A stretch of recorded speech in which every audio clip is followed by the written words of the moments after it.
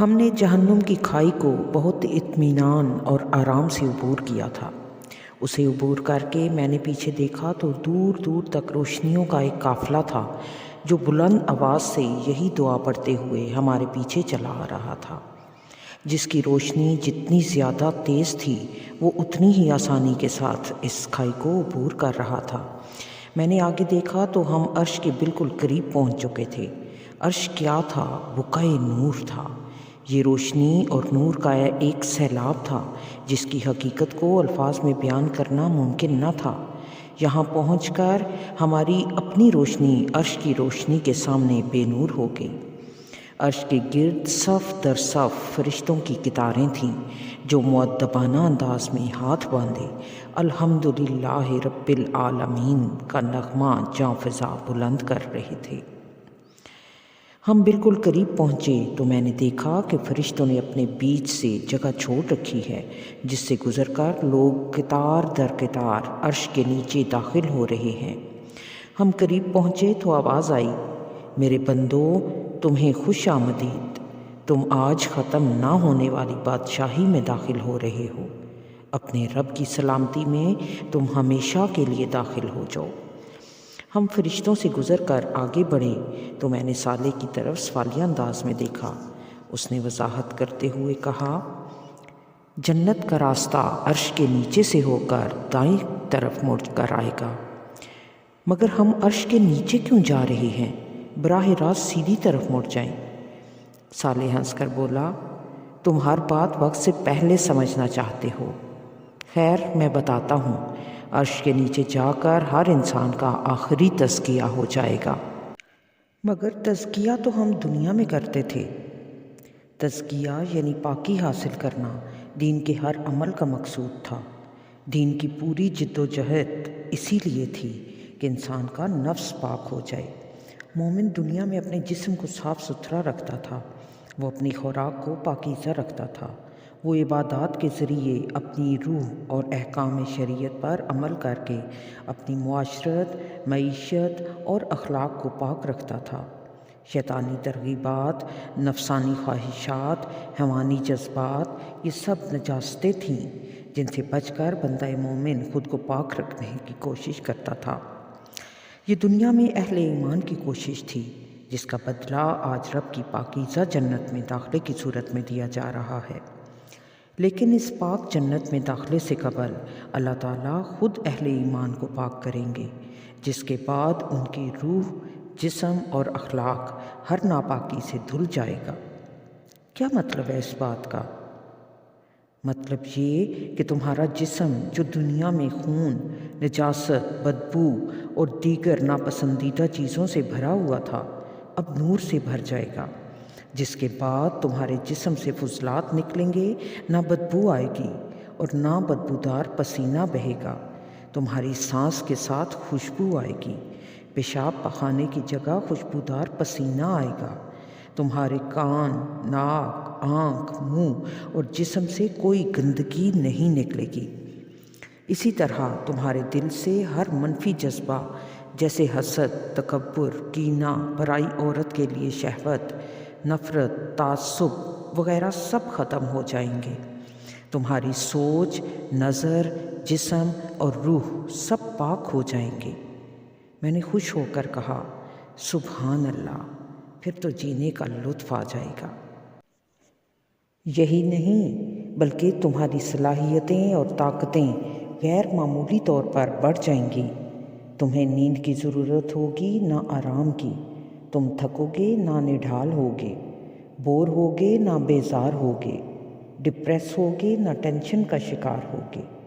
تم جتنا چاہو گے کھاؤ گے، پیو گے، تمہیں بدہضمی ہوگی نہ بیت الخلاء جانے کی حاجت۔ تمہارے اندر طاقت کا خزانہ بھر جائے گا، تم ہمیشہ صحت مند رہو گے، ہمیشہ جوان رہو گے، اور سب سے بڑھ کر اتنے حسین اور خوبصورت ہو جاؤ گے کہ کچھ حد نہیں۔ یہ تمہاری چند اندرونی کیفیات کا بیان ہے، خارج کی نعمتیں اور درجات تو ابھی سامنے آنے ہیں۔ کیا سب کے ساتھ یہی ہوگا؟ ہاں، سب کے ساتھ یہی ہوگا، البتہ جس کے اعمال جتنے زیادہ اچھے ہوں گے اس کی طاقت اور حسن اور کمال اتنا ہی زیادہ ہوگا۔ میرے منہ سے بے اختیار نکلا، الحمدللہ رب العالمین۔ ہم یہ گفتگو کرتے ہوئے عرش کے بالکل قریب پہنچ چکے تھے۔ صالح نے یہاں پہنچ کر مجھ سے کہا، عبداللہ اب میں تجھ سے جدا ہو رہا ہوں، تم یہاں داخل ہوگے تو جنت کے دروازے پر نکلو گے، میں وہیں داروغہ جنت کے ساتھ تمہیں مل جاؤں گا، تم اطمینان سے آگے بڑھو۔ یہ کہہ کر وہ رخصت ہو گیا۔ میں ایک لمحے کے لیے کھڑا سوچتا رہا۔ اچانک میرے سامنے ایک دروازہ کھل گیا۔ آواز آئی، اے نفس مطمئنہ، اپنے رب کی طرف لوٹ آ، اس طرح کہ تو اس سے راضی ہے اور وہ تجھ سے، پھر داخل ہو جا میرے بندوں میں اور داخل ہو جا میری جنت میں۔ میں ان الفاظ سے حوصلہ پا کر آگے بڑھا اور دروازے کے اندر داخل ہو گیا۔ میری زبان پر بے اختیار یہ کلمات جاری تھے، اللہ اکبر، اللہ اکبر، لا الہ الا اللہ واللہ اکبر، اللہ اکبر وللہ الحمد۔ اندر داخل ہوتے ہی مجھے یہ محسوس ہوا کہ میں ایک راہداری میں آگے بڑھ رہا ہوں۔ یہاں فرش، چھت اور دیواریں سب بالکل سفید اور دودھیا رنگ کی تھیں۔ اندر داخل ہوتے ہی مجھے ایک بہت خوشگوار احساس ہو رہا تھا۔ میرا اندازہ تھا کہ یہ راستہ غیر محسوس طریقے پر دائیں سمت میں مڑ رہا ہے۔ میں کچھ ہی دور گیا تھا کہ اچانک رنگ و نور کے مرغولوں نے میرا احاطہ کر لیا۔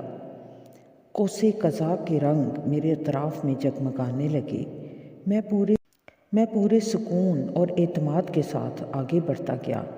یکایک نور کی ایک چادر میرے آر پار ہو گئی۔ اس کے ساتھ ہی میرے وجود کا ریشہ ریشہ لطف و سرور کے احساس میں ڈوب گیا۔ مجھے لگا کہ میں ہواؤں میں اڑ رہا ہوں۔ میرا جسم بالکل بے وزن اور ہلکا ہو گیا۔ مجھے لگا میرا جسم تحلیل ہو رہا ہے اور میں صرف روح کی شکل میں باقی ہوں۔ میں بے خود ہو کر آگے بڑھتا رہا۔ کچھ ہی دیر بعد پھر وہی دودھیا راہداری میرے سامنے تھی۔ میں اس میں چلا جا رہا تھا، مگر اب میرے احساسات میں زمین اور آسمان کا فرق آ چکا تھا۔ مجھے لگ رہا تھا کہ میں بدل کر کچھ سے کچھ ہو گیا ہوں۔ قوت، طاقت، سکون، اطمینان اور اعتماد کی ایک ناقابل بیان کیفیت تھی جس میں چلا جا رہا تھا کہ اچانک مجھے ٹھہرنا پڑا۔ میرے سامنے ایک ایسا مقام تھا جہاں سے 8 راستے نکل رہے تھے۔ ہر راستے پر یہ درج تھا کہ یہ راستہ جنت کے کس دروازے پر نکلے گا۔ میں یہ پڑھنے کی کوشش کر رہا تھا کہ کیا لکھا ہے کہ ایک آواز آئی، شہداء کے دروازے سے اندر چلے جاؤ۔ میں نے غور کیا تو دائیں طرف پہلا دروازہ انبیاء کا تھا اور اس کے برابر میں دوسرا دروازہ صدیقین اور پھر شہداء کا دروازہ تھا۔ میں اسی میں داخل ہو گیا۔ یہ بھی ایک راہداری تھی جو ایک دروازے پر ختم ہو رہی تھی۔ میں اس دروازے سے باہر آ گیا۔ اس سے پہلے کہ میں باہر نکل کر کسی چیز کا جائزہ لیتا، میں نے اپنے سامنے صالح کو موجود پایا۔ اس کے ساتھ ایک فرشتہ کھڑا ہوا تھا۔ صالح کی بجائے اس نے آگے بڑھ کر میرا استقبال کیا اور کہا، السلام علیکم، ہمیشہ باقی رہنے والی جنت کی اس بستی میں آپ کو خوش آمدید۔ صالح نے مجھے آپ کا اعمال نامہ دیا جس میں آپ کا نام عبداللہ بیان ہوا ہے، مگر اس کے ساتھ اعزازات اتنے لکھے ہوئے تھے کہ سمجھ میں نہیں آتا کہ آپ کو کیا کہہ کر مخاطب کروں۔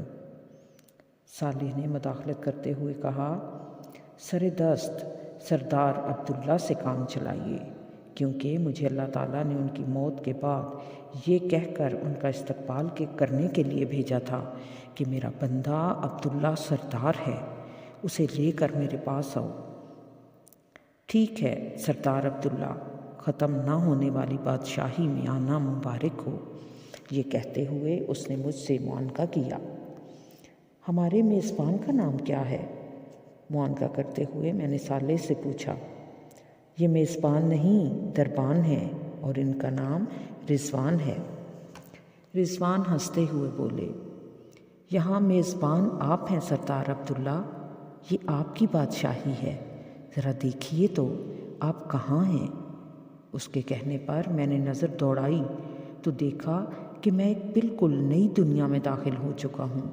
یہاں آسمان و زمین بدل کر کچھ سے کچھ ہو گئے تھے۔ نئے آسمان اور نئی زمین پر مشتمل یہ ایک ایسی دنیا تھی جہاں یقیناً سب کچھ تھا، مگر اس کے حسن اور کاملیت کو بیان کرنے کے لیے میرے پاس الفاظ نہیں تھے۔ میں زندگی بھر ایک قادر الکلام شخص رہا۔ مجھے زبان و بیان پر غیر معمولی عبور حاصل تھا۔ الفاظ میری دہلیز پر سجدہ کرتے اور اسالیب مجھ پر القاء ہوتے۔ خدا نے مشکل سے مشکل حقائق کے بیان کو ہمیشہ میرے لیے بے حد آسان کیے رکھا تھا، مگر اس لمحے مجھے اندازہ ہوا کہ دنیا کی ہر زبان ان حقیقتوں کو بیان کرنے سے عاجز ہے جو میرے سامنے موجود تھیں۔ میں بالکل اسی کیفیت میں تھا جو پتھر کے زمانے کے کسی انسان پر صنعتی دور کے کسی جدید شہر میں اچانک آ کر طاری ہو سکتی تھی۔ جو شخص اپنے غار کو لکڑیاں جلا کر روشن کرتا رہا ہو، وہ اچانک لیزر لائٹ کی قوس قزح اور ٹیوب لائٹ کی دودھیا روشنی کے جلوے دیکھ لیتا تو کبھی اس کی حقیقت کو بیان کرنے کے لیے الفاظ نہیں پا سکتا تھا۔ یہی کیفیت اس وقت میری تھی۔ صالح میری بے خودی دیکھ کر بولا، سردار عبداللہ، بے خود ہونے کے لیے ابھی بہت کچھ ہے، بہتر ہے کہ آپ اپنی منزل کی طرف چلیے۔ رضوان نے ایک راستے کی طرف اشارہ کرتے ہوئے کہا، چلیے، آپ کی رہائش گاہ کا علاقہ اس سمت میں ہے۔ ہم آگے بڑھے۔ ایک دبیز سرخ رنگ کا قالین اس راستے میں بچھا ہوا تھا۔ ہم اس پر چلنے لگے۔ اس راستے میں دونوں سمت فرشتوں کی قطار تھی جو ہاتھوں میں گلدستے لیے، ریشمی رومال لہراتے، پھولوں اور خوشبوؤں کا چھڑکاؤ کرتے، سلام و مرحبا کہتے میرا استقبال کر رہے تھے۔ یہ ایک طویل راستہ تھا جو دور تک چلتا جا رہا تھا۔ بچپن میں تصوراتی پرستان اور کوہ کاف کی کہانیاں شاید سب سنتے تھے۔ یہ راستہ ایسے ہی کسی پرستان پر جا کر ختم ہو رہا تھا۔ دور سے اس پرستان کی بلند و بالا تعمیرات نظر آ رہی تھیں۔ یہ عالی شان عمارات اور شاندار محلات کا ایک منظر تھا جو سبزے سے لدے پہاڑوں، اس کے دامن میں پھیلے پانی کے فرش اور نیلگوں آسمان کی چھت کے ساتھ ایک خیالی دنیا کی تصویر لگ رہا تھا۔ میں نے رضوان سے پوچھا، اس وقت ان گنت لوگ جنت میں داخل ہو رہے ہیں، آپ کے پاس کیا اتنا فارغ وقت ہے کہ سب کو چھوڑ کر میرے ساتھ آ گئے ہیں؟ وہ ہنس کر بولے، یہاں وقت رکا ہوا ہے۔ آپ یوں سمجھیں کہ دو جنتی جو ایک کے بعد ایک کر کے اندر داخل ہو رہی ہیں، ان کے اندر آنے میں کافی وقفہ ہوتا ہے، اور جو جنتی ذرا کم درجے کے ہیں وہ تو مہینوں اور برسوں نہیں، صدیوں کے فرق سے اندر آئیں گے۔ میں نے صالح کی سمت دیکھ کر کہا، نائمہ؟ میری بات کا جواب رضوان نے دیا، سردار عبداللہ، آپ تو بہت پہلے اندر آ گئے ہیں۔ آپ کی اہلیہ محترمہ نائمہ اور دیگر لوگ کچھ عرصے میں یہاں آ جائیں گے، مگر اس وقت میں آپ کے کرنے کا یہاں بہت کام ہے۔ آپ کو اپنی جنت، اپنی اس دنیا، اس کی بادشاہی، یہاں کے خدام اور دیگر متعلقہ لوگوں سے واقفیت حاصل کرنی ہے۔ اچھا، یہاں اور کون ہے؟ دیکھیے، یہ آپ کے خدام میں سے چند نمایاں لوگ کھڑے ہیں۔ رضوان کے توجہ دلانے پر میں نے دیکھا، فرشتوں کے بعد قطار میں دونوں سمت ایسے لڑکے کھڑے تھے جو اپنی ٹین ایج کی ابتدا میں تھے۔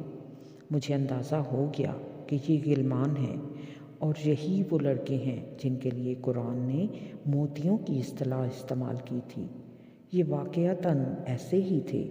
بلکہ شاید موتیوں سے بھی زیادہ صاف، شفاف اور چمکتے ہوئے۔ مجھے اندازہ ہوا کہ قرآن مجید نے جن حقائق کو بیان کرنے کی ذمہ داری اٹھائی تھی، انسانی زبانیں ان کے بیان کے لیے اسالیب، تشبیہات اور استعاروں کا کتنا مختصر سرمایہ اپنے اندر لیے ہوئے تھی۔ آج جو حقائق سامنے تھے وہ بیان کرنے کے نہیں، صرف دیکھنے اور محسوس ہونے کی چیز تھے۔ یہ غلمان بھی ایک ایسی ہی حقیقت تھے۔ فرشتوں کی طرح غلمان بھی پرجوش انداز میں میرا استقبال کر رہے تھے۔ البتہ جیسے ہی میں ان کے قریب پہنچتا وہ گھٹنوں کے بل بیٹھ کر اپنا سر جھکا دیتے۔ یہ موتیوں کی ایک لڑی تھی جو میرے استقبال میں بچھی جا رہی تھی۔ قطار جب کافی طویل ہو گئی تو میں نے سالے سے کہا، بھائی یہ نمایاں لوگ ہی اتنی تعداد میں ہیں تو کل خدام تعداد میں کتنے ہوں گے، اور اتنے لوگوں کا میں کیا کروں گا؟ سالے کی بجائے رضوان نے، جو اسرار جنت سے زیادہ واقف تھے، جواب دیا، آپ زمین سے آسمانوں تک پھیلی ہوئی ایک عظیم بادشاہی کے سربراہ ہیں۔ ان گنت کام ہیں جو آپ کو اس نئی زندگی میں اللہ تعالیٰ کی طرف سے تفویض کیے جائیں گے۔ آپ ان کاموں کے لیے ان خدام کو استعمال کریں گے۔ یہ آپ کی ذاتی خدمت سے لے کر آپ کی عظیم سلطنت کی بیوروکریسی اور انتظامیہ تک کے تمام فرائض سر انجام دیں گے۔ تو گویا جنت بھی عیش و فراغت کی جگہ نہیں ہے، یہاں بھی کام کرنا ہوگا۔ میں نے ہنستے ہوئے تبصرہ کیا، آپ بے فکر رہیں، یہاں کام مشقت نہیں، عیش ہوگا۔ باقی جس عیش و فراغت کو دنیا میں ڈھونڈتے ہیں لوگ، اس کی بھی یہاں کوئی کمی نہیں ہے۔ مگر یہ کام ہوگا کیا؟ میں تو یہ جانتا ہوں کہ آپ نے بادشاہی میں پیش آنے والے مسائل کے بغیر بادشاہی کرنی ہے۔ باقی اصل حقیقت تو صرف اللہ تعالیٰ جانتے ہیں، اور وہ دربار کے دن یہ ساری باتیں آپ کو براہ راست خود بتا دیں گے۔ ہم کچھ دور اور چلے تو سالے نے کہا، اب حوریں آ رہی ہیں۔ سالے کے اس جملے کے ساتھ ہی مجھے حوروں کے بارے میں اس کی وہ شاعرانہ تعریف یاد آ گئی جو اس نے میدان حشر میں کی تھی۔ میں اس وقت سالے کی باتوں کو مبالغہ سمجھا تھا، اب محسوس ہوا کہ اس کے بیان میں مبالغہ نہیں، کچھ کمی تھی۔ حقیقت اس سے کہیں زیادہ برتر تھی۔ ہم جیسے ہی ان کے قریب پہنچے تو غلمان کے برخلاف انہوں نے ایک مختلف کام کیا۔ وہ گھٹنوں کے بل بیٹھنے کی بجائے دو زانو ہو کر بیٹھ گئیں اور کمر کو خم دے کر سر جھکا دیا۔ میں نے رک کر سالے سے پوچھا، یہ کیا کر رہی ہے؟ یہ دیدہ و دل فرش راہ کر رہی ہے، اس نے ہنستے ہوئے کہا۔ رضوان نے وضاحت کرتے ہوئے کہا، اصل میں انہوں نے آپ کے قدموں کو راحت پہنچانے کے لیے اپنے بال فرش پر بچھائے ہیں، اسی لیے یہ اس طرح جھکی ہوئی ہے۔ اس کے کہنے پر میں نے غور کیا کہ وہ اس طرح سر کو جھٹکا دے کر جھک رہی ہیں کہ دونوں سمتوں سے ان کے بال زمین پر بچھ کر ایک ریشمی فرش بناتے جا رہے ہیں۔ حسن کی یہ ادا میں نے زندگی میں پہلی بار دیکھی تھی۔ میں پورے اعتماد اور وقار کے ساتھ مسکراتا ہوا آگے بڑھ رہا تھا۔ جب میرے قدموں نے ریشمی زلفوں سے بنے اس فرش کو چھوا تو سرور کی ایک لہر میری روح کے اندر تک اترتی چلی گئی۔ مجھے پہلی بار احساس ہوا کہ گرچہ میرے جسم پر انتہائی لطیف، مخملی اور دیدہ زیب شاہی لباس تھا، لیکن میں نے جوتے نہیں پہن رکھے تھے۔ اس دوران میں رضوان نے مجھے ان حور و خدام کے متعلق مزید بتاتے ہوئے کہا، ان حور و غلمان کے ظاہر سے ان کے بارے میں کسی غلط فہمی کا شکار نہ ہوئیے گا۔ یہ لڑکے اور لڑکیاں انتہائی غیر معمولی قوتوں اور صلاحیتوں کے مالک ہیں۔ یہ لوگ آپ کے حکم پر زمین و آسمان ایک کر دینے کی صلاحیت رکھتے ہیں۔ یہ الگ بات ہے کہ یہ آپ سے اتنی محبت کرتے ہیں کہ آپ کے لیے جام شراب بھرنے کو بھی اپنی سعادت سمجھتے ہیں۔ اللہ تعالیٰ نے ان کو جو کچھ دیا ہے ابھی آپ کو اس کا معمولی سا بھی اندازہ نہیں۔ میں رضوان کی بات کے جواب میں خاموش رہا۔ میرا دھیان احساس شکر گزاری کے ساتھ اس ہستی کے قدموں میں سجدہ ریز ہو گیا جس نے ایک فقیر اور بندہ عاجز کو بہت معمولی عمل کے بدلے میں اس عزت اور سرفرازی سے نوازا تھا۔ بے اختیار میری آنکھوں سے آنسو بہنے لگے اور میں خود بھی سجدے میں جا گرا۔ میری زبان پر تسبیح و تمجید کے الفاظ تھے۔ میں اسی حال میں تھا کہ اچانک بارش کے قطروں کی سی آواز آنا شروع ہو گئی۔ صالح نے میری پیٹھ تھپتھپا کر کہا، عبداللہ اٹھو اور اپنے سجدے کی مقبولیت دیکھو۔